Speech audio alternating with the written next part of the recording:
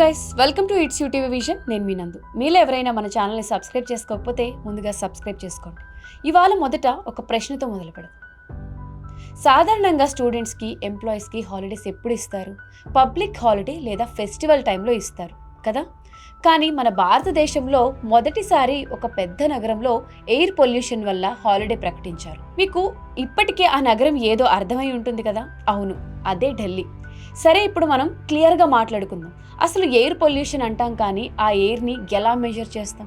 దానికోసం ఉంది air quality index. దీని ద్వారా ఎయిర్ క్వాలిటీని న్యూమరికల్ వాల్యూస్తో మెజర్ చేస్తారు. ఎయిర్ పొల్యూషన్ అవ్వడానికి చాలా రీజన్స్ ఉన్నా పొల్యూషన్ని ఎలా చెక్ చేస్తామంటే, ఎయిర్లో పొల్యూటెంట్స్ ఉంటాయి. Particulate matter, ozone, nitrogen dioxide, sulphur dioxide లాంటివి. వీటి కాన్సంట్రేషన్ ఆధారంగా ఎయిర్ క్వాలిటీని డిఫైన్ చేస్తారు. ముందు చెప్పినట్లు ఎయిర్ క్వాలిటీ ఇండెక్స్లో రీడింగ్ ఉంటాయి 0 to 500 మధ్య. అందులో మళ్ళీ డివిజన్స్ ఉంటాయి. 0 to 50 అంటే గుడ్, 51 to 100 అంటే మోడరేట్. ఇలా చూస్తే AQI రీడింగ్ 200 అంటే అన్హెల్దీ, 300 అంటే సివియర్ పొల్యూషన్. కానీ ఢిల్లీలో AQI రీడింగ్ ఎక్కడికి వెళ్ళిందో తెలుసా? 491+ అంటే సివియర్ ప్లస్. ఆ టైంలో సుప్రీంకోర్టులో ఒక స్టేట్మెంట్ అన్నారు, Delhi has become worst than narak. సుప్రీంకోర్టు జస్టిస్ అరుణ్ మిశ్రా ఇలా కూడా అన్నారు, బెటర్ ఎక్స్ప్లోసివ్ తెచ్చి బ్లాస్ట్ చేసి అందరినీ చంపేయండి అని. అంటే ఢిల్లీ పరిస్థితి ఎంత భయంకరంగా ఉందో అర్థం చేసుకోండి. భారతదేశంలో ప్రతి సంవత్సరం 2 మిలియన్ పీపుల్ ఎయిర్ పొల్యూషన్ వల్ల చనిపోతున్నారు.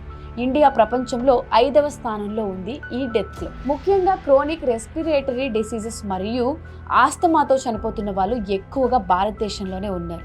ఒక ఢిల్లీలోనే చాలా మందికి లంగ్స్ డ్యామేజ్ అయ్యాయి. ఇది సీరియస్ అలర్ట్ సిచ్యువేషన్. ఇవాళ ఢిల్లీలో జరిగింది, రేపు ఇండియా మొత్తం జరగవచ్చు. అసలు ఈ పొల్యూషన్కి రీజన్ ఏంటి?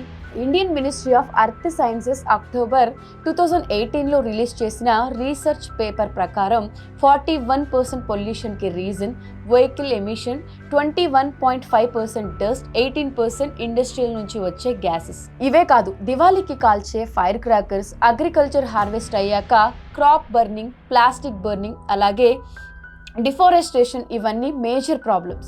లాక్డౌన్ సమయంలో ఢిల్లీ పొల్యూషన్ చాలా తగ్గింది, కానీ లాక్డౌన్ తీసేసిన తర్వాత మళ్ళీ అదే పరిస్థితికి వచ్చింది. ఢిల్లీలో పొల్యూషన్ ఏ రేంజ్లో ఉందంటే, ఒక వైట్ లేయర్ లాగా కనిపించే పొల్యూషన్ ఫామ్ అయింది. దాన్నే స్మోగ్ అంటారు. ఇది ఎలా ఫామ్ అవుతుంది అంటే, ఎన్విరాన్మెంట్లో ఉన్న nitrogen oxide, volatile organic compounds, సన్లైట్తో రియాక్ట్ అయ్యే కెమికల్స్ రియాక్షన్ వల్ల ఈ స్మోగ్ ఫామ్ అవుతుంది.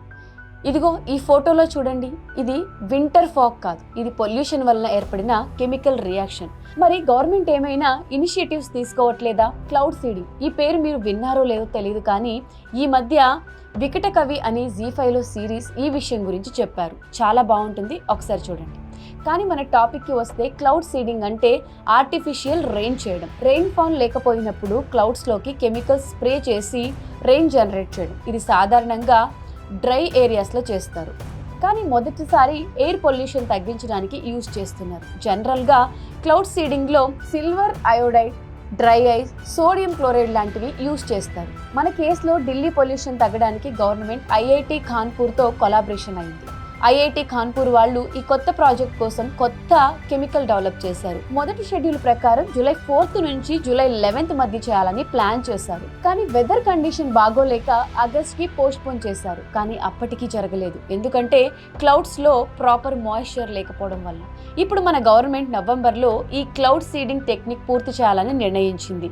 ఇప్పటికే 3 టెస్ట్ ట్రయల్స్ చేశారు, కానీ క్లౌడ్స్లో మాయిశ్చర్ తక్కువగా ఉండడం వల్ల ప్రాపర్ రెయిన్ఫాల్ జరగలేదు. ఈ ప్రాజెక్ట్ పేరు technology demonstration and evolution of cloud seeding as alternative for Delhi NCR pollution mitigation. Cloud seeding ప్రాసెస్లో కొత్త క్లౌడ్స్ క్రియేట్ చేయరు. ఉన్న క్లౌడ్స్లో మాయిశ్చర్ ఉన్న వాటిలోకి సెస్నా ఎయిర్ క్రాఫ్ట్ ద్వారా కెమికల్ స్ప్రే చేస్తారు. ఢిల్లీలో సుమారు 90 minutes ఈ ప్రాసెస్ చేసి 100 square kilometers ఏరియా కవర్ చేయాలని ప్లాన్.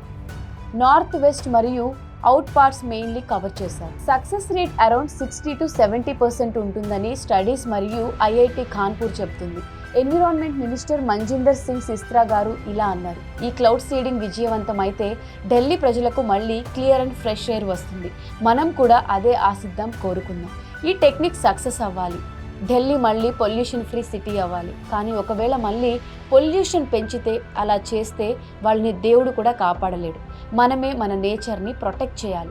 ఆల్రెడీ వన్స్ ఎఫెక్టెడ్ అయిన ఢిల్లీ ప్రజలు మళ్ళీ తప్పు చేయరేమో. ఎందుకంటే వరస్ట్ సిచ్యువేషన్ చూసిన వారు తిరిగి దాంట్లోకి వెళ్ళాలి అని అనుకోరు కదా.